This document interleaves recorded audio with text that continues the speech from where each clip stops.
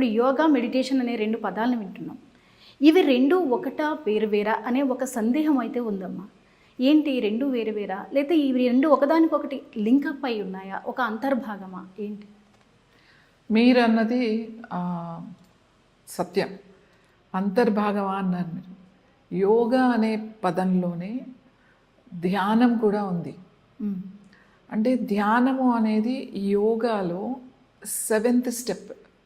Okay. Yoga అనే పదం అంటే ఇప్పుడు జనరల్గా ఇప్పుడున్న వాళ్ళకి యోగా అంటే ఓన్లీ ఆసనాలే అని అందరూ అనుకుంటారు. ధ్యానం అంటే అది ఒక అడ్వాన్స్డ్ లేదా ఒక స్పిరిచువల్కి సంబంధించింది అని అనుకుంటారు. ధ్యానం చేస్తున్నావు అంటే అది స్పిరిచువల్ అని అనుకుంటారు కదా, కానీ కాదు. అది ధ్యానం అనేది యోగాలో ఒక అంతర్భాగం. ఎందుకంటే మీరు ఒక చక్కని పదం వాడారు.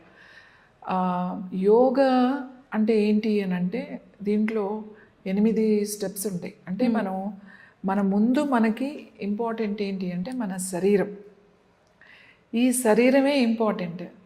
ఈ శరీరం